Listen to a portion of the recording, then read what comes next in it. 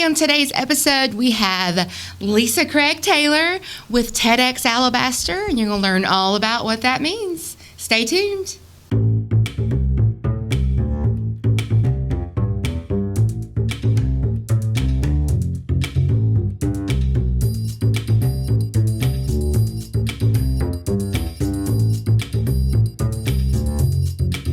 Welcome to Conversations with Creatives. With the Arts Council ladies, I'm Lindsay. And I'm Leslie, and we have the beautiful, the lovely Lisa Craig Taylor with us. Yay. With TEDx Alabaster.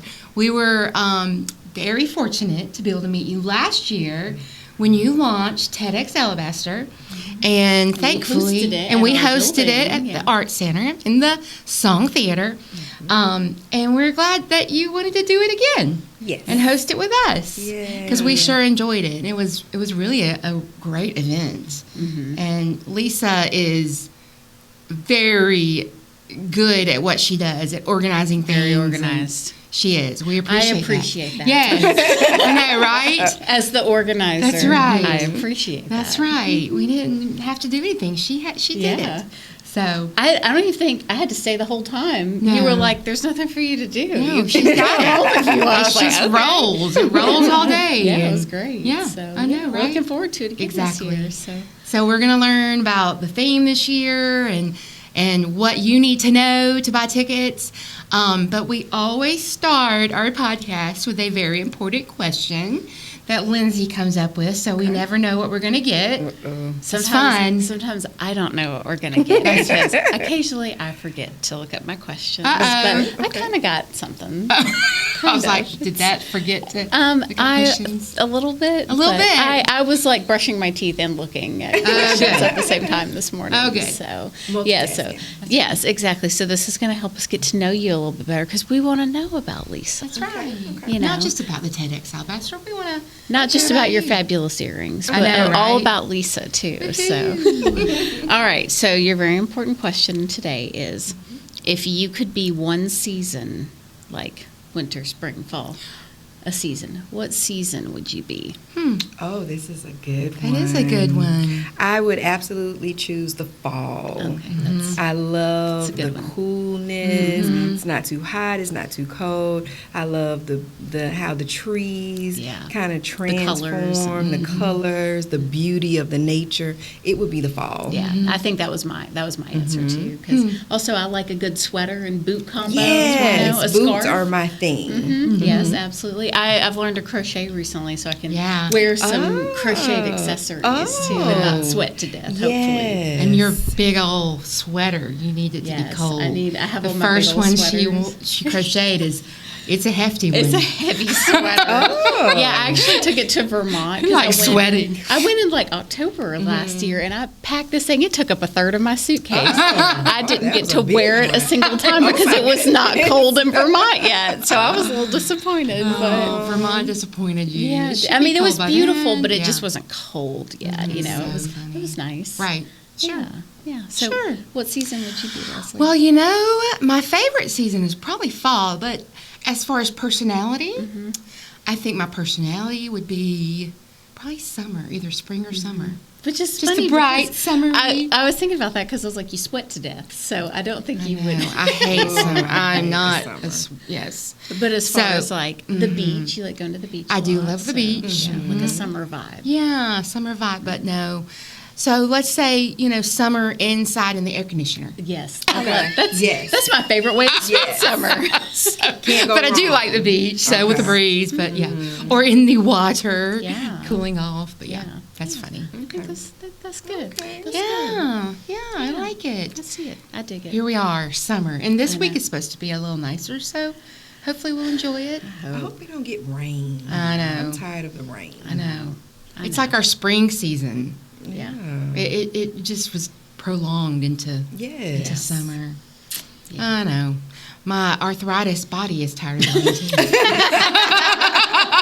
I'm sure. The arthritis, right? Meemaw needs a little dry. Meemaw needs some dryness, yes. That's another reason I like the beach. It's good for the arthritis.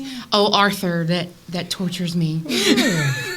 All right, so moving on. Moving on. Yes. Now we know all about Leslie's ailments. Okay. Philip's like, come on. Yeah, talk to us about, well, maybe first you want to get to know Lisa. Yeah. Tell us about you, and then we'll talk about TEDx. Where are you from? What'd you do before TEDx? I was born in New Jersey. Oh, okay. Go Knicks. There you go. But I have been in Alabama since middle school. Okay. So it's a long time. And I love sports. I'm a creative.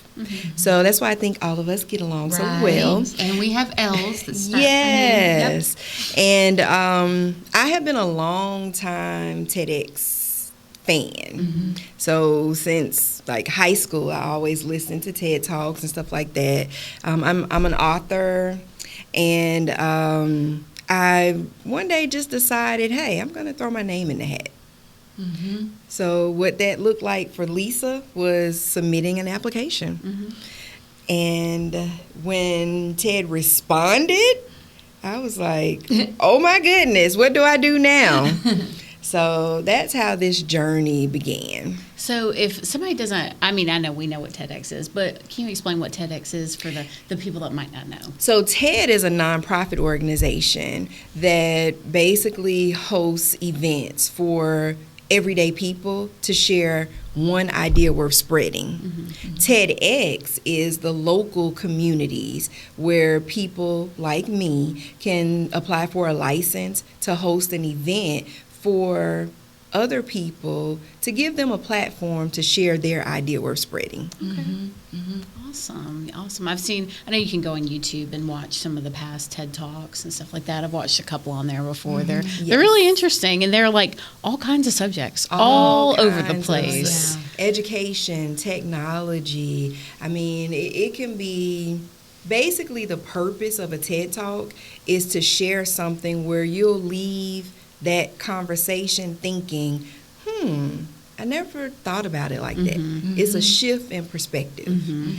So even for myself, my personal goal was to deliver my own TEDx talk, which I can now say I have achieved. Yay! Congratulations! So in March of this year, I was able to be a first-time TEDx speaker for TEDx Ensley Avenue ED. Okay. I delivered my talk called The Power of Restart. Okay. And I based it on my background in technology.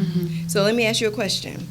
When you have a mobile device and it stops working, what's one of the first things you may do? Freak out. Okay. What's the next thing that you'll do? I did this morning because my Spotify wasn't working, and I thought, maybe I was thinking of you. I thought, I need to shut my phone down, let it power back up, let it restart, right? So I wanted to challenge people to think about, so in technology, one of the most impactful things you can do is simply restart your device. Okay. It restores that device back to optimal performance. What if we thought about that and start thinking about that in our personal lives? We go, we push. We're high functioning individuals. Especially when, I don't know about you guys, but I'm a very strong natured person. I rarely slow down to pause, to just simply restart. Yeah. But like you enjoy going to the beach. You mentioned you went on your trip to Vermont. That moment to disconnect from everything, to reconnect to yourself. Did you feel like when you're after your beach trip or after your Vermont, did you feel refreshed? You felt like you were back to your optimal performance? That's the purpose of my talk, to remind people to self-reflect, to make sure that you're functioning at optimal performance. I like that.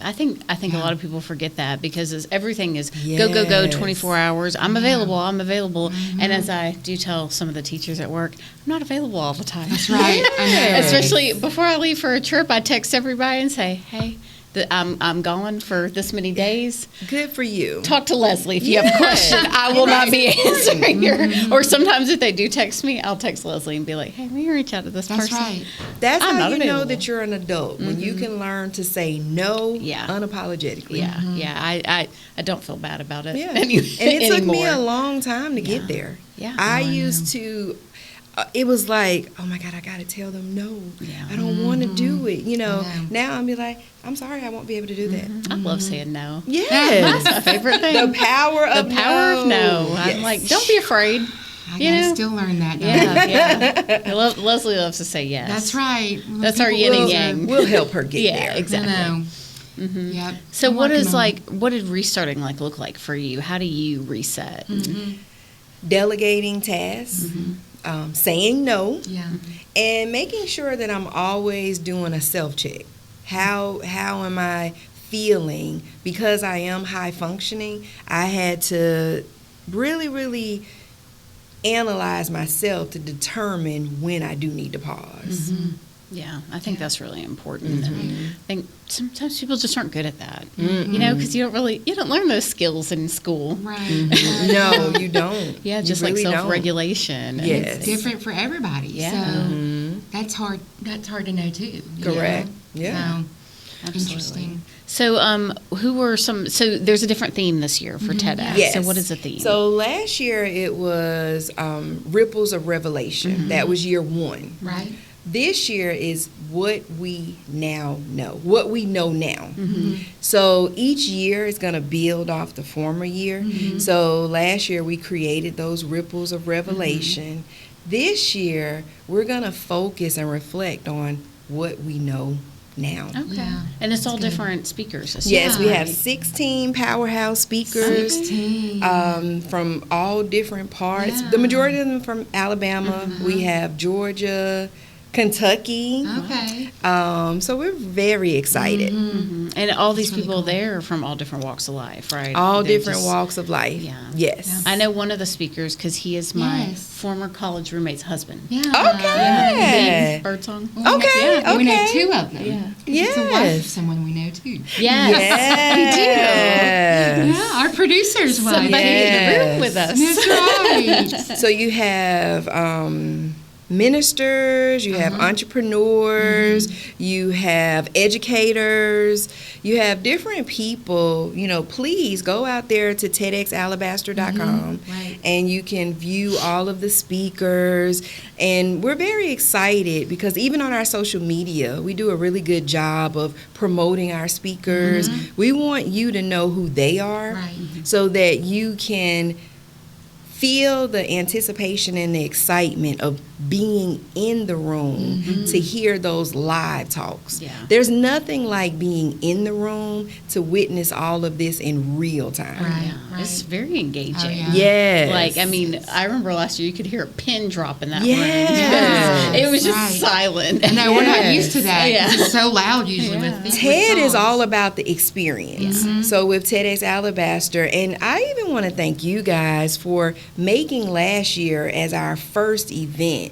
We literally created the atmosphere and the experience. And just like you guys were saying, even for us, this was the first event I've ever hosted where I didn't have to do a lot on site. Yeah. You guys were so welcoming. The venue is beautiful. I love the art gallery where we host the pre-event reception. You have, light refreshments, the networking, business people, everyday people show up. They get to take pictures, and then we migrate to the main stage in the theater. Oh my goodness, we love the poster that was on the wall. Because I love theater and movies, that poster, when I saw it on the wall, I was like, oh my goodness, that was like the perfect icing on the cake. And like you were saying, to be in the room and hearing these different ideas worth spreading, the audience was laughing, clapping, it was really a great experience. A lot of first time attendees was like, I was very concerned about the length of the event. Yeah. But in the feedback, they were saying it went so fast. Yeah, that you don't even notice Right. it. You know, we have breaks. We have snacks. Yeah. Yes. We have entertainment, you know, and people love even the engaging activities. Yeah. So what kind of activities did y'all do last year? Last year we had where they had to pick up a colored disc and they had to go meet someone with that same colored disc and start a conversation. Okay. That's what TED is all about. Yeah. Sparking conversations, networking, and interacting with others. Right. Yeah. That's awesome. Yeah. So, what about, I hear you guys may be doing an activity this year. I know. Yes. Well, we Lindsay's did. like, what are we doing? What is that? Well, when I was talking to Lisa about what would be in the gallery, which we're going to be talking about with Dave Crenshaw, color and sound, your second exhibit. So you can tell a little bit about that if you want. Yeah. But we're going to do some kind of little scavenger hunt for them. Yeah, I think we did. Yeah, we did. Yeah. I know. She's like, what are you springing on me now, Leslie? No, I do remember us talking I'm about getting this, better. I'm getting better. Well, I mean, the color and sound exhibit is a perfect place for scavenger hunt because you can touch everything. Yes. in the Yeah, exhibit, tell us about the exhibit so they could hear about what's going to be in the art gallery. Yeah, so this is the second year for Color and Sound. This is a tactile art exhibit. It is based off of an album that great Dave Crenshaw wrote by the same name, and he essentially wrote songs for colors because he has synesthesia, where you experience one sense through another sense. Like Dave can kind of like I want to say see colors. Everyone can see colors. But like whenever he would hear sounds, like he would see certain colors in his mind, and he's been experiencing that most of his life. Okay. Some people experience it in all different ways. There's a lot of great YouTube videos that explain it a little bit better. But he started to lose his sight in 2020, and so then he decided to write this album. And so there's actually all these videos that go along with this, like a visualizer kind of album. So it has like he used artist photographs, videos and stuff from like all over the world. Like for the color white, it would be like snow-covered mountains or something like that. Okay. So I was inspired by that album to curate this gallery exhibit, which I was actually in as well. I created artwork for it, but I brought 5 artists together. We all took a color and incorporated that color into our tactile artwork. So it was a lot of fun. It was great. Yeah, we had a couple of like people come by that were blind, and they were like, I heard about this exhibit. Yeah, and it was great for kids because kids, they get to touch the art, which you're like, oh my gosh, I can't believe it, I get to touch it. Yeah, so I think everybody coming to TEDx will be really excited about this as well because it's going to open right before. That's right. I know, it's great timing. So yeah, we're going to have a little scavenger hunt that they can kind of go and find little TEDx symbols around. And another thing I was excited about this year, each year I want to add a new layer. So I even have a dance performer that will perform. And I have and I also have a musician. Last year we had Byron. So this year I have a saxophonist. Oh, good. So I'm really excited. Yeah, Awesome. that's great. Yeah, I think It's going to be good. Yeah.